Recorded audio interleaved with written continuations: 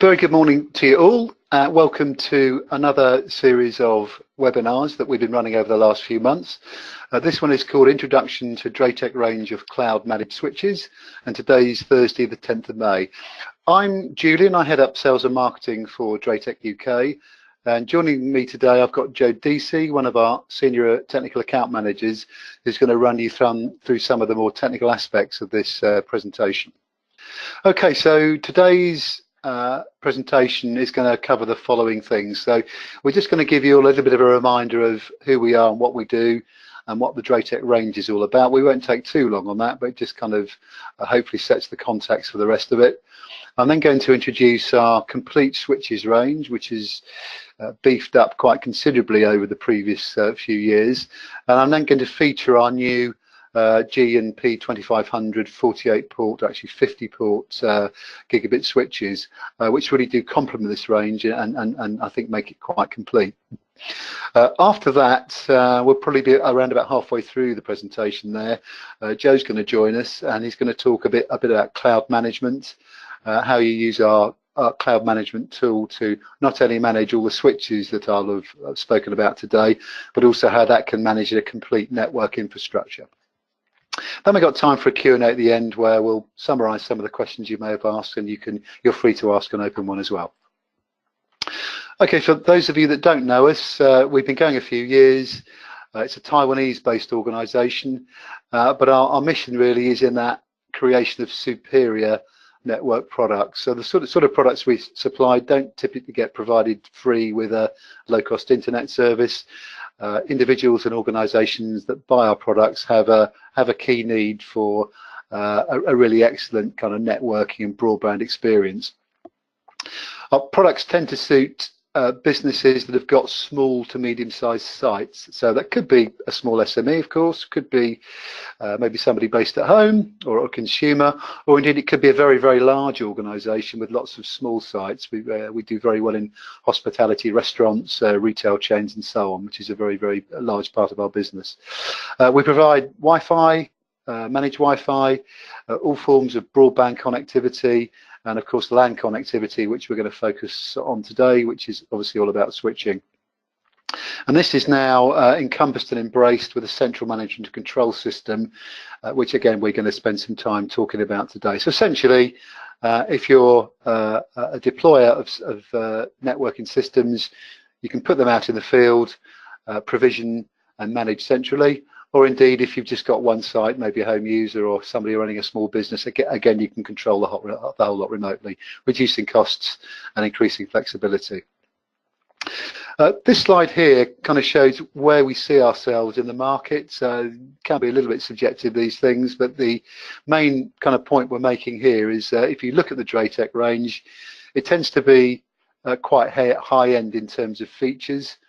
And it tends to be quite moderately priced. So there are solution sets that might be slightly less expensive than DrayTek, but they don't tend to have the sort of feature set that we do.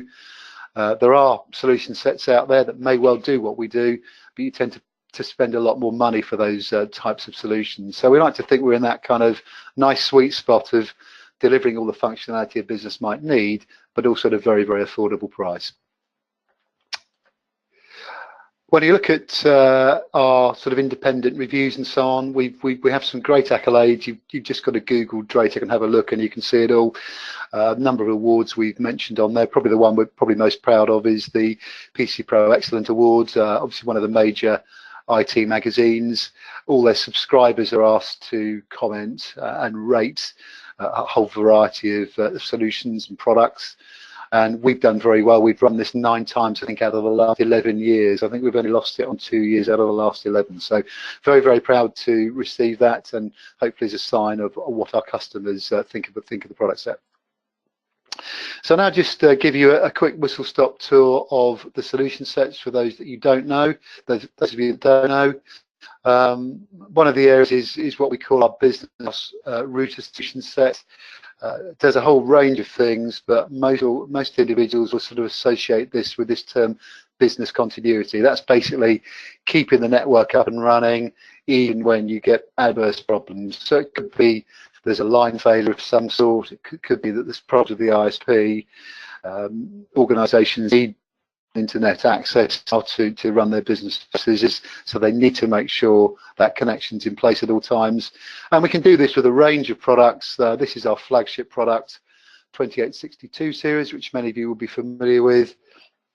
The key thing here is this will connect out of the box with pretty much every broadband connection there is available, so VDSL and ADSL for traditional sort of copper-based internet services. Also, this embraces 3G and 4G. If you look on the right-hand side there, you can see one of the varieties of this product called the LN and the LAC has got a SIM card slot in the back of the router. It will work with most of the common service providers out there, so you can put in their data SIM card and you've now got another option for broadband connectivity. So that can be used if the terrestrial broadband is rubbish and 4G is great, or it could be used in more situations where if there's any problem with the main terrestrial line, this 4G will kick in automatically and keep the connection going. So organisations really like this. You can connect it to anything. You can have a large wide network out there using all of these devices, but it may well be you need to connect them in different ways in different parts of the country because of the relative broadband service you're getting. So that's the flagship. It will feature to a limited extent in this presentation, but I thought I'd just cover it now. The other solution set before we get on to switches is our full access point range. You can see some of them there on this slide here. We've got the sort of flying saucer ceiling mounted smoke alarm style, where access points need to be a little bit covert and stuck to the ceiling and away from sort of meddling fingers. We've also got the more traditional wall-mounted devices, which you can see down there.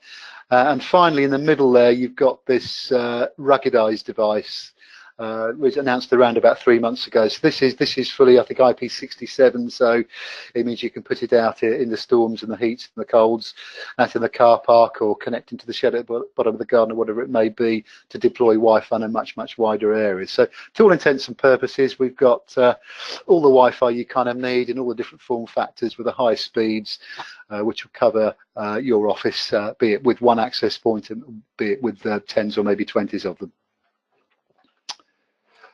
One of the things we launched around about 6 weeks ago, latest introduction to the access point range, is our AP903, which brings this meshing sort of technology into our range, something that's going to feature as we go through this year and start bringing more products to market. So in a nutshell, Viger AP903 with meshing means that you can deploy these without having to install Ethernet cabling. Clearly there's a cost benefit associated with that.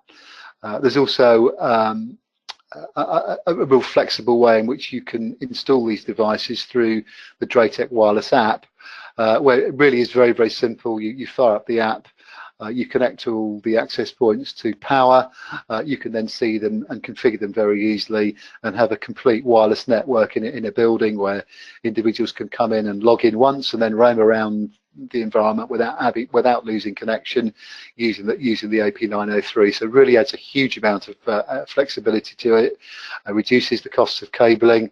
I'll also emphasize here, and this is a feature you'll see in all our product range, with the exception of the management system, which actually is relatively low cost, there are no other licenses. There's no user licenses or device licenses or annual ongoing costs that can make a solution look quite expensive. So that's one of the key features. You buy the product, you pay for it once, you use it for many years, and there's none of these additional licenses to be concerned about.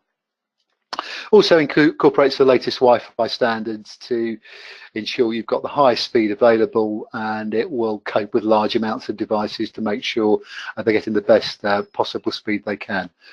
So that's another thing just to add to our AP range. So we've got the full range. We've got excellent business class routers that will connect to just about anything, and you've got this growing range of access points, making it very simple to deploy Wi-Fi networks.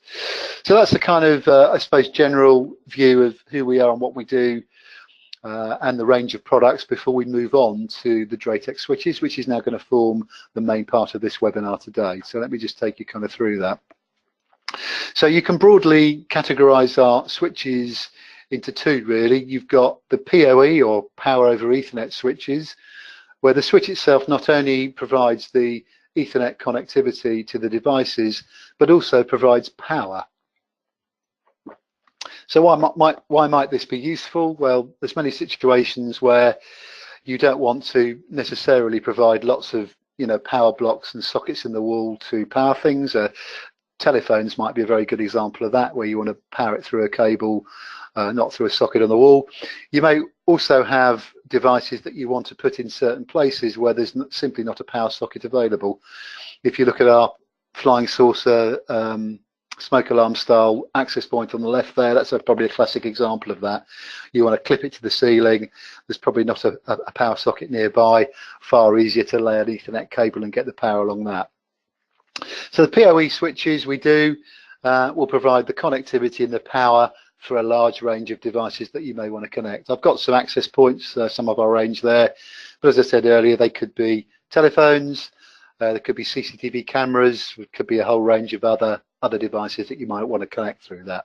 I should also say that all these switches that we provide, they do provide power on most of the ports, but you can use a port for non-PoE as well. So it's very good for a kind of hybrid environment.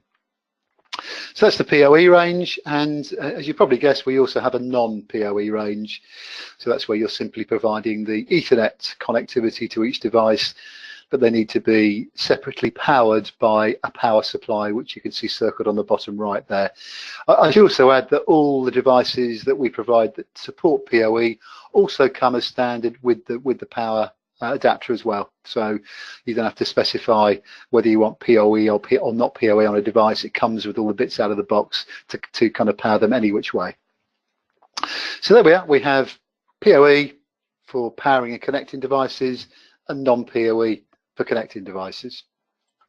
So in terms of the range, I'm really not going to spend much time talking about every single device and product codes, because this is probably not the purpose of the presentation to get today. All I really want to say at this stage is that we've now got a really nice complete range of switches. And if you look at the top there, we've got the simple 8-port low-cost switch for those that just want very simple forms of connectivity. And then we go up through PoE and non-PoE devices. We have like a sort of midpoint 12-port switch now, which is the P2121. We've got the 24-port, which we've had for some time. And we've now got, and again, I'm going to cover this in a moment, the new 50-port switch, both PoE and non-PoE. Something that has been asked on a number of occasions. We used to have 24-port and downwards. We've now got 50-port and downwards. Really useful that where there's quite a few devices that you need to connect, and there's a concern about sort of real estate take up in the rack. The new 50-port switches are literally only 1 U high, so you can really concentrate an awful lot of connections in a fairly small environment. All of these switches can kind of be mixed and matched. There are several environments where you might need 8-port switches out in certain locations, and you may want some sort of concentrator switch at the center, or maybe it's a couple of 24 ports or whatever. So really what we're saying to you as an individual organization that might have a mix of requirements, or maybe you as a reseller or dealer, you can now truly standardize on DrayTek, securing the knowledge that you've got the complete range of switches, and there'll be one, whether it's PoE or non-PoE, or 8-port, 12-port, 24-port, 50-port, that will work in just about every environment. So I guess the message is here, you've got this complete range now. So I'm now going to focus on our latest P and G 2500. These are fully managed 50-port gigabit switches. And I'm now going to talk a little bit about what they look like and how you can actually use the ports. So this is a kind of front screen view of what one of these switches looks like. The generic name we give to this is the Viga Switch 2500, but we have the P2500, which stands for PoE, and the G2500, which I guess stands for gigabits, or basically non-PoE. And if you look at the span that's focused on just above the number 3 there, you can see that 44 ports on this device can be configured for PoE. There is a total amount of power available across the switch, and the amount of ports that will be available for PoE will depend on the type of devices that you're attaching. So if you're using maybe extensive CCTV devices that drain quite a lot of power out the device. Obviously that will have a certain restriction to the amount of ports you can use. If you're using VoIP phones, for example, that take a relatively small amount of power, there's no reason why you can't use every single port for PoE. So the amount of ports actually available for PoE will depend on the type of devices you're attaching, the amount of power they're deriving from the device, and therefore how much is left. So you've got the 44 ports that are available for PoE or non-PoE. You've also, just above the figure 4, got another 4 ports to use. These are kind of sort of dual personality. You can either use them as gigabit Ethernet, or they can either be SFP ports as well. So you can attach a fiber uplink connection, or maybe a connection to a switch on that as well. So there are 44 ports that are Ethernet PoE, and then you've got additional 4 ports that can be Ethernet or SFP. And then, as you can see on the 5 there rather, you've got another 2 ports that can just be SFP. So it's basically 44 ports plus another 4 plus another 2. According to my mental arithmetic, equals 50 ports. So that's how the 50 ports all kind of come together. And I think you can see on there, there's a power socket and a console port and LED lights and so on that make up the look and feel of the device. A few sort of key features that maybe make this stand out, if you like, over and above other switches you might see. There's really neat features that make it simple to manage your voice and surveillance, i.e. sort of CCTV traffic, by assigning VLANs to these. So in other words, you can segment this type of traffic within the network and then apply a level of quality of service on this to make sure that this type of traffic gets the type of speed that it requires. Probably the best example would be voice, where you're making a telephone call, and if the network really isn't up to it, or you haven't got the QoS set properly, the telephone call can sound absolutely terrible. And you could have the best phone system in the world and the most wonderful phones, but if that network's not set up properly, the phone system can sound absolutely rubbish. So that's really, really important, that very simple way of doing it. You've got various other security features there, the DHCP snooping for sort of DHCP. You've got this IP source guard that will protect against address spoofing, access control list that to kind of limit the type of packet types you can pass across and control that. And finally, a sort of energy efficient aspect to this 802.3.AES, which is this smart power management to make sure it's not draining too much power from the grid. Obviously, good for all the green reasons that we're trying to support going forward. That's just a little about some of the key features there.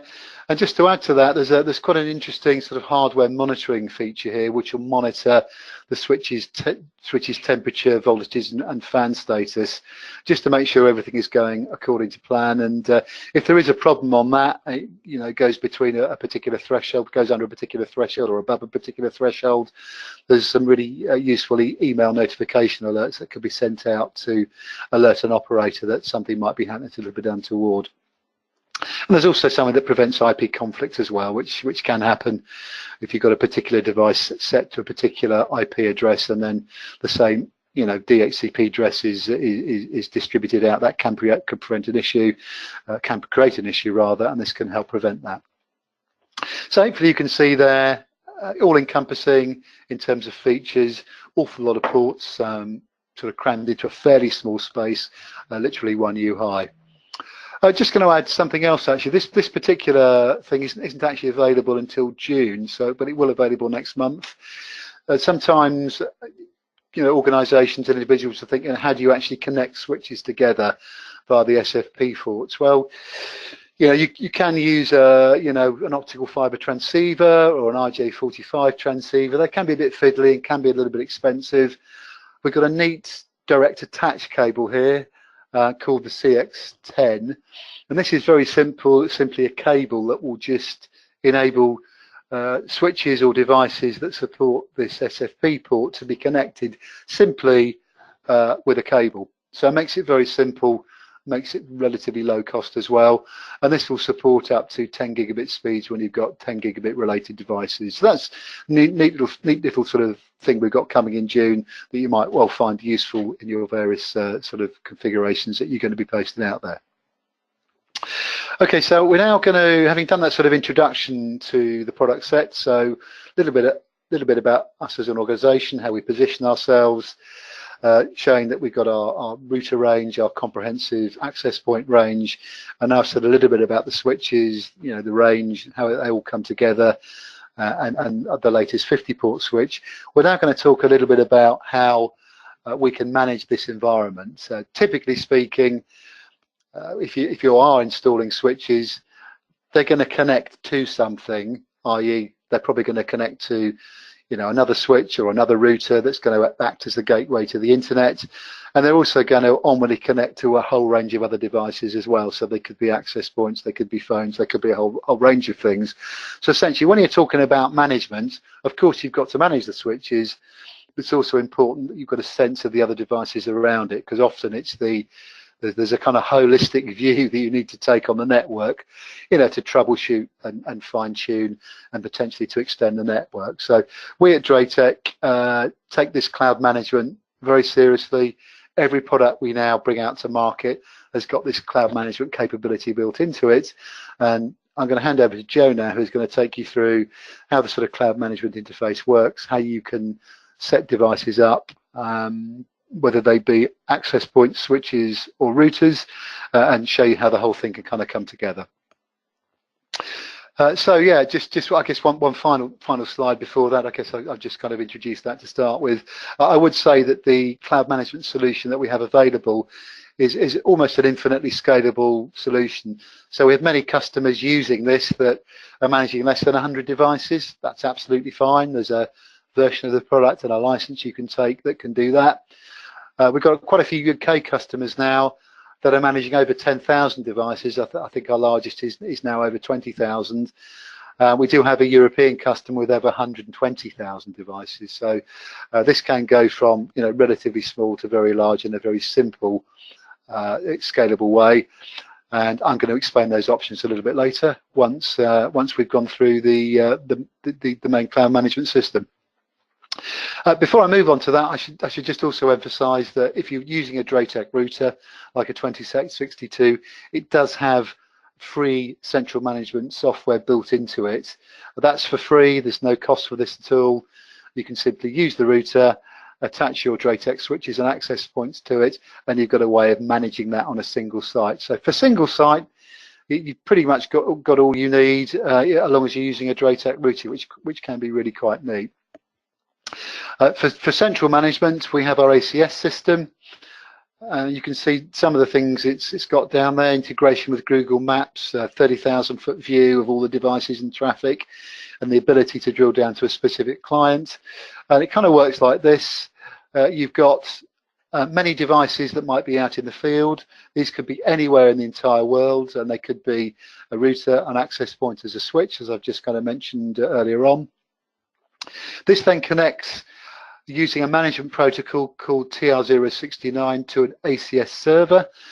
This ACS server can be cloud hosted by us, which is available to all our customers, or indeed for the larger installations, organizations may want to buy the license and install it on their own server. That's fine, it's entirely up to you. There are both options there. The management system itself can be accessed via any web browser anywhere in the world, and this is optimized for HTML5, so you can use a smartphone or a tablet or a Chromebook or any basic computer with that browser to kind of see what's going on. And finally, you've got that dashboard, which Joe is going to talk about now, which gives you all the information that you need, whether it's a 30,000-foot view of the entire network or drilling down to a specific device using Google Maps. Okay, so without further ado, having given that introduction, I'm going to now quickly hand over to Joe, who's now going to take you through the ACS system, switch management, and how you can manage an entire estate using the ACS central management system. So I'm actually going to hand the mic over to him, so I'm just going to temporarily mute myself, and then I'll join you at the end for the summary. Hello, good morning everyone. This is Joe Deasy from DrayTek UK, and I'll be taking you through a demonstration of cloud management using Viger ACS and covering some of the main devices, the routers, switches and access points. But as a focus, it will be mainly the switch that we'll discuss today. So what you'll see on the screen now is actually the landing page for Viger ACS, and here we have a demo network created for a number of devices, a number of separate companies that we can actually manage remote devices such as routers, switches and access points for all these sites. Drilling down into the actual specific company, and we can actually do sub-networks as well. Here, as you see, we've got site 1 and site 2. Selecting site 2 here, we have an overview of all the devices that are actually registered into this network. Now, ACS will support and display any of the current DrayTek range models, all the routers, switches and access points. So any device that you currently purchase, you will be able to manage in ACS.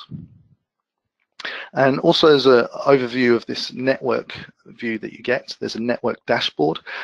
We have the Google Maps integration, which was just mentioned by Julian, but also we can actually see the amount of traffic for that specific network per device, and also the number of clients connected to the devices as well. So a nice overview that you get for each specific network.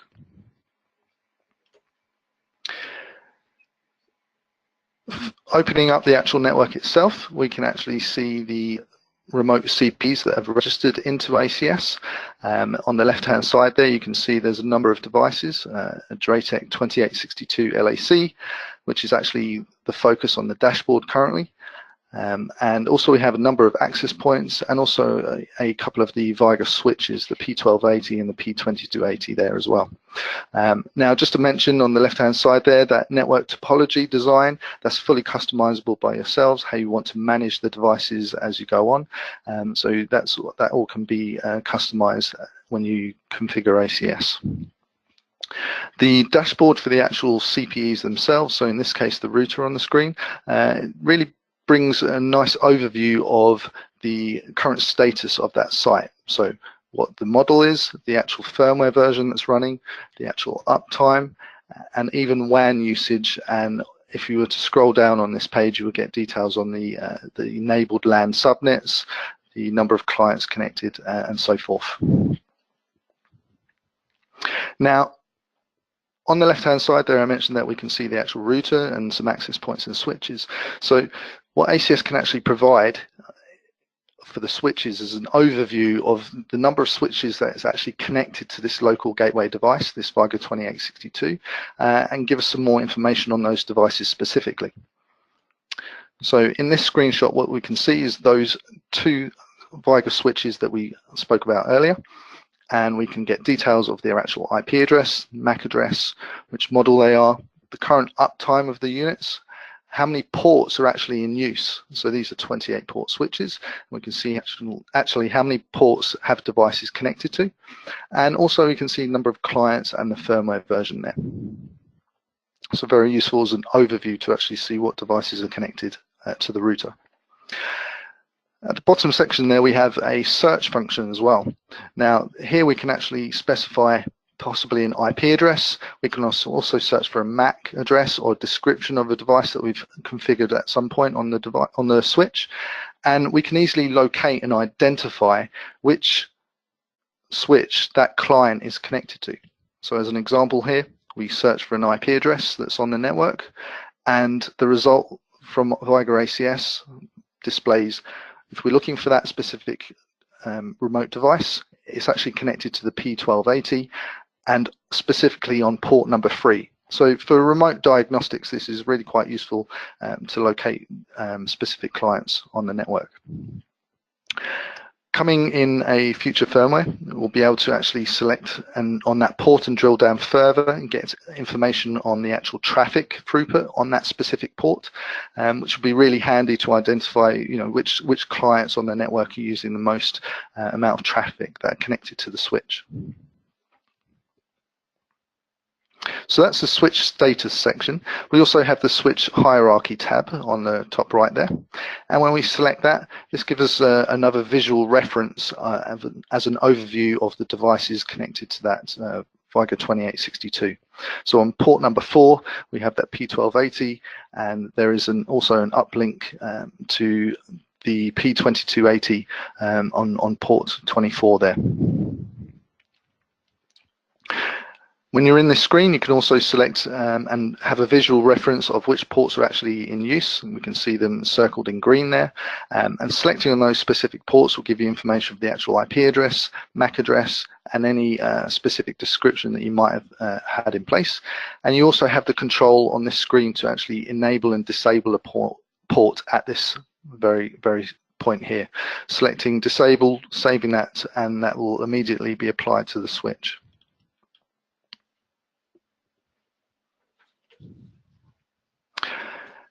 Now this is the dashboard for the switch itself.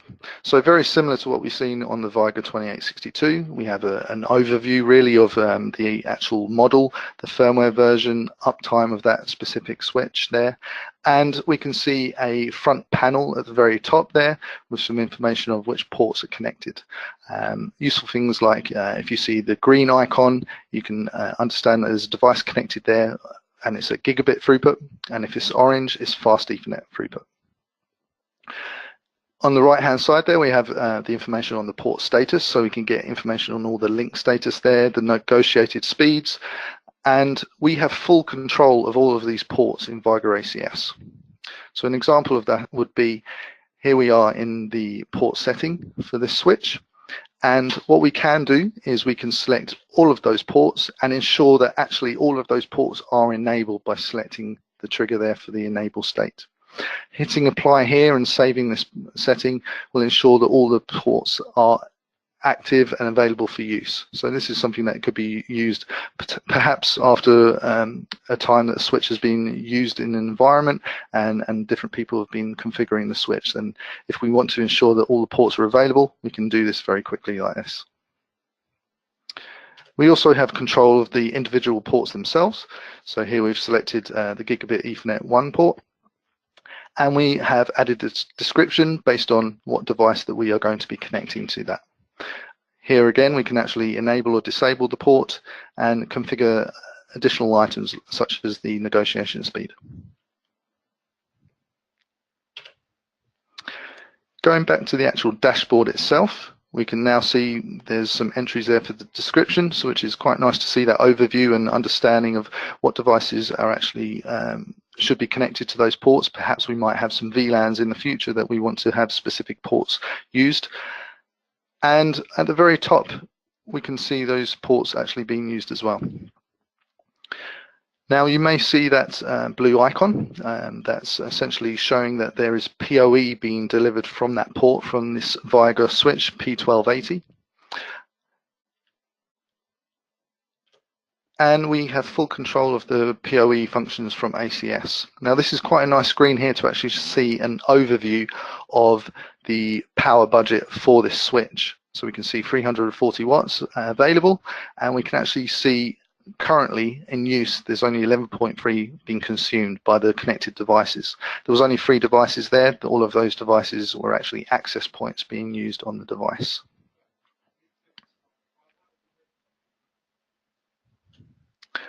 We can also drill down to the actual ports themselves and get a display of each individual port. Is PoE actually enabled on each port, which can, separately from disabling a port, you can also disable or enable PoE for a specific port as well. And we can actually see if PoE is actually being delivered, so we can see ports 1, 2 and 3, there's actually PoE being delivered there with the statuses on. Port 4, there's no PoE being provided. That access point is actually being powered by the actual PSU, and it's a non-PoE access point being used. Also on this screen we can actually identify per device how much power is being consumed per device there, which is really quite useful there. And finally, on the right hand side there, we can actually remotely power cycle the devices that are being powered by PoE by doing a port cycle on those. And that's a nice way to actually remotely control devices and actually apply a reboot if this is what you want to achieve. You may see on the top left as well, there's the properties and there's also the schedule tab. The schedule tab allows you to do those port cycles by specifying what time the port should stop applying PoE, and also we can create additional schedule profiles to say when the PoE should be turned back on again for that port.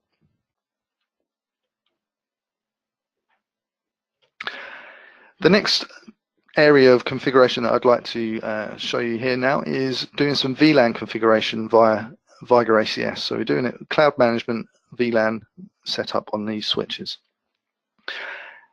So we can create separate profiles for creating VLANs, and we have the 2 switches available to us. So we just need to select one of these switches. Here we have the 1280, so this is beginning a switch profile for this VLAN setup we will have, and we will just apply a name, a comment to this profile. Here we're actually doing some VLANs to allow some Viga access points, which are in ports 1 to 4 on the switch. We'll have some SSIDs and use some VLAN tags. So once that profile is created, what we can actually see is an overview of the current VLAN configuration on the router, which is really quite useful. You don't have to be going into a separate screen to check the VLAN setup and be sure that you're applying the correct VLAN on the switch. So in the middle section there, we see the router VLAN for the Viga 2862. So we have 2 VLANs, and port 4 is essentially our trunk port there that's connected to the first switch, the P1280. Which we've seen earlier in that overview screen. The bottom section there, the bottom row, the port members, this is the default setting for the profile.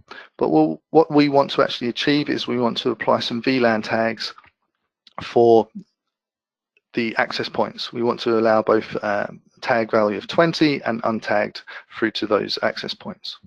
So we just need to select the checkboxes there. You will notice that we didn't have to actually apply any additional configuration. All the information has been pulled off the actual router, the current VLAN setting, any VLAN tags that it's currently using. One thing to also mention is the ACS, the router and the switch. They're aware that the connection from the router from port 4 is going to the actual switch on port 23. So you're not able to actually change any of the settings for port 23 or 24, which is the uplink port to the second switch on the site there, to prevent any issues with VLANs and locking yourself out. So once we have that configuration, that can be rolled out to the switch, and the switch will have all the VLAN configuration apply. So a very easy way to apply VLANs on the switch. Quickly here, I'd like to show you to complete that kind of like setup. You've got your router with your VLANs, we had the switch, we've just configured the switch for VLANs. We can now very easily roll out a VLAN configuration for the access points as well, to allow different SSIDs and different network segregation. So essentially here we have a profile for creating a site SSID, and editing that profile we can actually set up 2 SSIDs. In the first instance we'll set that business network, which was untagged, and the second SSID we'll do is for the guest network that we'll have on the site, and the tag value that was used in the earlier screens shown was a VLAN tag of 20. And you'll see that we can also add additional features such as isolate member, which will be useful for this guest network environment. So once that profile is created, that's a summary of it there, we can then roll that out to specific individual access points, or in this case we'll actually just roll it out to the actual site itself. So we will select that profile for the actual network site 2 and save the profile.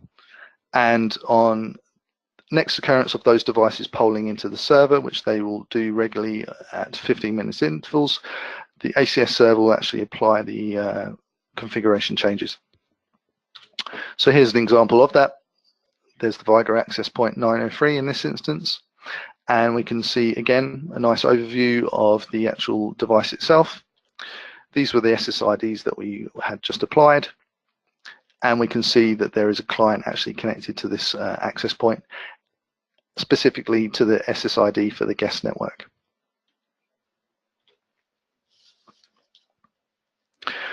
Now going back to the actual switch, the DrayTek switches, and managing them from Viger ACS, there is multiple options for security that can be applied from Viger ACS, one of which is the option to apply access lists. Now the access list can be created for matching on a MAC address, or IPv4 or IPv6 addressing. Now when we create these profiles, we can specify a source and a destination criteria, or even a VLAN, and we can set specific actions based on a criteria match. These criteria actions that we can apply include permit, so to pass certain traffic, allow traffic through from certain source and destination devices. We can deny the traffic, but in addition we can also choose to shut down the actual port itself. So an example of this might be you may have a server and you do not want any untrusted devices connecting to the switch and trying to connect to the actual server.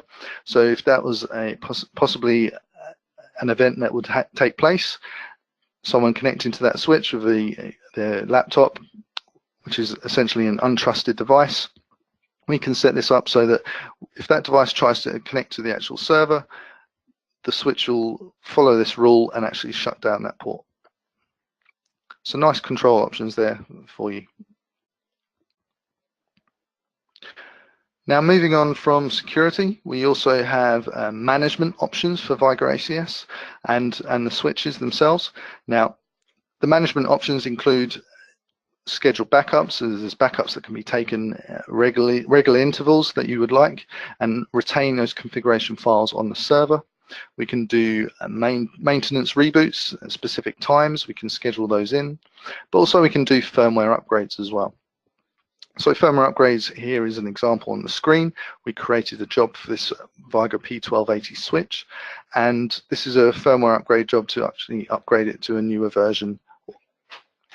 We can enable the status, we can actually specify the time that this firmware upgrade is going to take place. Obviously out of hours would probably be best for a live environment, so we'll schedule that during a window of 2 AM to 6 AM in the morning. And we can also specify the start date as well of when this firmware will actually take place. Now, actually locating the devices, once potentially your estate grows and you're managing lots of devices, there is filters in the device upgrade section, which easily allows you to locate a device. We can search by model, we can search by device name or MAC address, and easily locate those devices. So here we have it here. By searching for the model, it's only identified one model currently in this network, and we can select that device and actually roll out the upgrade. So that really brings me to the close of this cloud management overview using the switches and ACS. I mean, a lot of the areas that we covered today focused on managing one switch individually, but ACS also has the potential for rolling out configuration, possibly similar VLAN configuration, to multiple switches across multiple different networks. That all can be achieved from ACS, which allows for some automation and makes it a lot easier to manage multiple devices at any one time. So that really brings me to the close. So what I'll be doing is I'll be handing over to Julian, who will be closing and doing a summary on this webinar. So thank you very much. Yeah, thank you very much indeed, Joe. Very comprehensive view. Hopefully that gives you all a real sense for what this solution set is all about and kind of the power of it when you've got a large estate of routers, access points, and switches out in the field there. So I'm just going to now summarize and just go through some of the ACS options. I've also got a few questions here that have been asked, which I'll take just when I've concluded. So obviously we've talked about different product sets and the Viger ACS2, and as we've alluded to in this presentation today, this can be utilized by you either self-hosted, where essentially you buy the license from us and you then have the responsibility of installing it on your own server, in your own network. So you'll specify the server you need. You'll go through all the kind of setup and so on, and make sure it's nicely fine-tuned for your environment. Generally speaking, we would associate self-hosted installations where you've got really several hundred devices that you're trying to manage, dare I say thousands. So I think for the larger installs where there's quite a lot going on, our customers tend to want to have it self-hosted. For probably the vast majority of small organizations and small resellers that we have, the cloud one is preferred. And this is where we have the server, we install the software, we do all the maintenance on it, etc. And all we really give you is a log on and a number of nodes or devices that you can manage, and you just simply have to log on, assign the devices to ACS, and then you can manage it all. So for ease and convenience, the cloud is probably the best one. For more sophisticated, large installations where you want a little bit more control, probably the self-hosted one is the one that you may want to go for.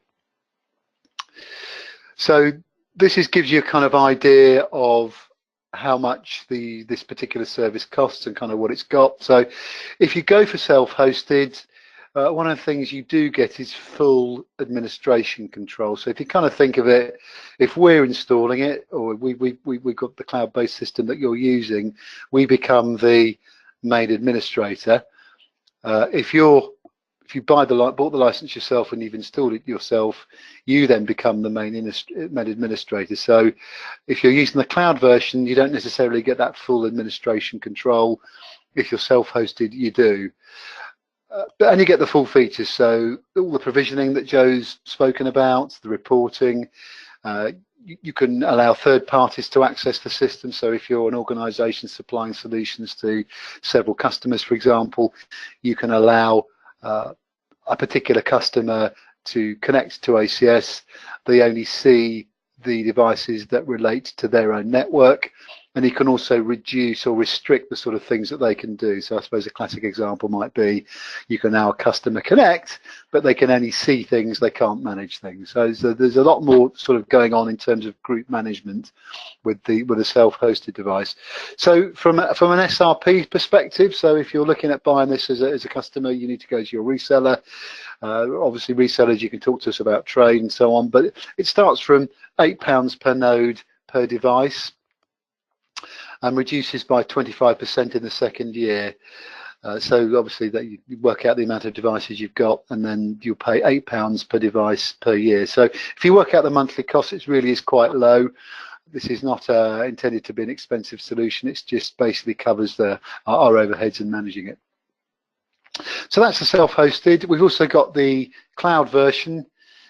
So pretty much does exactly the same thing as the self-hosted version does. You just lack that group management capability and the ability to sort of segment the entire devices you've got up into kind of sub-networks. And that has an SRP from £9 per node. So what I'm basically saying is for self-hosted, the maximum you would pay would be £8 per device per year, and for the cloud, the maximum you pay is £9 per node per year. So I'm now going to move on to the Q&A. One thing I should also add before I go to that is you can set up a trial version of both the cloud and self-hosted. So if you want to give it a go without any commitment, we can happily set you up with a trial license, and we'll provide you details once this webinar is complete. So I'm now going to move on to the Q&A, and I believe I've got Alex joining me, Alex Shuker, our CTO, who's been, I think, responding to some of your chat questions. And this also gives you the opportunity to ask an open question. And I think, Alex, are you there? Hello, Gillian. Yes, I'm here. Yeah, hi. Yeah, yep, good. I can hear absolutely fine. So just a few questions that have cropped up during the course of this webinar. One of them's about port aggregation for uplinking. So I guess you may have to want to connect a couple of switches together, and you may want to use 2 ports to do it. So what's the story on aggregating ports together for uplinking? Yes, that is something that's supported. So we support a aggregation protocol that allows you to connect two switches together, and you can link up to 8 ports between the switches so that you can aggregate the bandwidth between them. So individually there'd be 1 gigabit links, but you can aggregate it so that it's 2, 3, 4, depending on how many ports you're linking together. There's a explanation on this that I'm going to send in the chat so that people can go to a URL if they're interested in that, so that they can read more about that, but we've got an article on our website that has more about it and how it's set up. That's cool, thank you very much. There's a related question. Someone's asked about the DAC cable I spoke about to connect SFP ports together on switches. Basically, can the DAC cable, I suppose, be part of the link aggregation control protocol group, which I guess is what you'd be using for uplinking? That's right, yes. So the DAC cable, the direct attach cable, that is an SFP interface, and any of the SFP ports on the switches can be part of a LACP group, so that would be fine to use that as part. You can actually combine, so you could have one Ethernet connection and one direct attach cable connection if you wanted to. It can be combined, both different methods to be part of the same group. Okay, cool. Second two questions I think I can actually answer. So the third one is really asking about warranty. So basically all the DrayTek products you see have got 2-year warranty included as standard. We have our sort of control, we have our sort of technical centre here in North London. So if you do experience a problem, which fortunately for DrayTek products is quite rare, you can return the product to us and we'll repair it and send it back to you sort of promptly. So 2-year warranty is included as standard, but we do support every device we sell for its lifetime in the field. And the fourth question is about monthly cost for Viger ACS, which I think I've already answered. So yeah, either £8 or £9 would be the maximum you pay SRP. Obviously, there are lower costs available depending on how many devices you want to manage and so on. I'm not going to go through the whole detail today, but that kind of gives you an idea. Okay, Alex, I know you were taking quite a few questions. Are there any you want to add to that are relevant and maybe of interest to the group that are connected? Yeah, as always, when we start the Q&A, that's when a lot of the text questions come in.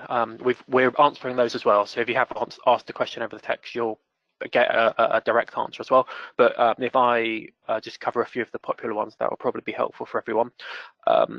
A question related to ACS is to do with the nodes and the licensing for it. The question is, what counts as a node, and is there any difference between a switch that's a node and a router that's a node and an AP that's a node? So the answer to that is that any individual device counts as one node. So one router would count as a node, one switch would count as one node, and one AP would count as a node. So if you had 5 APs, that would count as 5 nodes. The pricing's the same, so we don't differentiate. We just look at it from the point of view of the number of nodes you have in your ACS account in total. So it can be any combination. You don't have to specify whether a node is going to be assigned to an AP mode. It doesn't matter. It's just all as one group as the total number of DrayTek devices in your ACS system, and that's the number of nodes that you have when it comes to the licensing. Okay, nice one. Any other ones? Yeah, there's some question about older devices supported in Viger ACS. Are we able to manage, the example in the questioners asked about the 2860s, are they able to be managed in Viger ACS? And the answer to that is yes, some of the older models. It depends how old they are. If you've got a 10-year-old product, something like the 2800 or 2820, then maybe not. Actually, thinking about the 2820 does support Viger ACS, but it doesn't have the same level of support. You can't get the same dashboard view. But the way you can tell if you've got a product is you go onto the management page. If it supports ACS, it will have an option in there called TR69 that allows you to set up the URL. So that's a way of telling. But basically, anything from the 2830 onwards, when it comes to the routers, will support Viger ACS. And the APs, the Viger AP 900 supports Vigra ACS and onwards, but the level of control you have in what you can do on some of the older models isn't as much as the newer ones, because the newer models have more memory available for us to add more TR69 parameters so that we can control more things. So you generally get more richer reporting with the later models, but we have pretty good support when it comes to some of the older models in being able to go into ACS. So you're going to be able to do the basic things, for example, get the status, be able to see if it's online, and be able to do firmware updates on the devices and take config backups. But some of the more comprehensive things, like Joe was showing, to do with getting the port status of everything, then you generally need the later models for that. When it comes to the switches, it's any of our current range of switches. The older range don't support Vigra ACS. That's one of the big differences with the new range, is that we've added Vigra ACS support for everything. So all of the current range that you've got on the DrayTek site in the comparison chart on there, they support Vigra ACS, but the older ones don't have Vigra ACS support. So that's just to run through it. That's the G1280, G2280, and P2121 and P1280 onwards. But there's a comparison chart on there. The ones that can't support it, that are current models, are the entry-level ones, the G1080 and the P1092, the smaller 8-port switches. They don't support Vigra ACS, but you can centrally manage them using a router instead. So you could use a 2862 and manage a P1092 if it's on the same network, and then you could then manage it indirectly in Vigra ACS by managing the router. Yeah, so they all kind of fall, I suppose, under the sort of cloud management banner, but you need to kind of check what devices you've got, how far they go back, and the level of compatibilities. Oh, okay, yeah, very comprehensive response there, Alex. That's good. All right, no worries. So just wondering at this stage if anybody wants to raise their hand. So you probably see there's this kind of virtual raise your hand thing which you can do to ask a question. I can't see anybody that's done that, but obviously it's good opportunity now. Just as before we close, if anybody does want to take their life in their hands and ask a live question. While people are thinking about that, can't see anybody. Yeah. Questions I can add on. One of them, I think, is one that I think you could potentially answer, Julian. It's a question about training courses. Yes. Specifically mentioned the DCNA, and if there's any plans to do any additional training courses to do with our kind of larger firewalls, or indeed related to Vigra ACS, and what our plans are on that. Yeah, I think we decided last year, having done training for many years actually, to offer a much more comprehensive hands-on training. I know some of you on this call may well have already been on it, but no, we do offer to all our dealers like a 2-day hands-on intensive training day where we take you through, the basic product set, the common configurations that you come across, and that's all woven within an ACS kind of environment. And I think we are looking at extending that as well. And that's something that we'll be considering going forward. But right now it's DCNA, and that pretty much covers most things. But we are looking to extend that maybe to more ACS training, and maybe more advanced training on the firewalls, where obviously you can spend quite some time on it. But keep on our mailing list, and we'll continue to let you know as and when those training courses become available. So Alex, we're getting up to 11 o'clock now, so I'm sort of keen that we don't let this run on, because everyone's kind of got busy days now. There's just one final call. Does anybody want to actually raise a question? May they raise their hand? Can't see anything yet. Don't know whether you can see anybody, Alex. No, I can't. No, I can't. Okay, no worries. We've covered most of the questions now. All right, cool. In that case, let me just summarise by thanking you very much for taking time out of your busy day to join us today. Really hope you found that useful, giving you some more insights to what we're doing as an organisation to provide this central management and help you guys control your networks, whether you're using it or whether you're reselling it. Thank you for attendance. We very much appreciate that, and hope that we can do more business with you in the coming months. So thank you very much. Have a great day, and we'll see you next time we do a webinar. Okay, bye for now.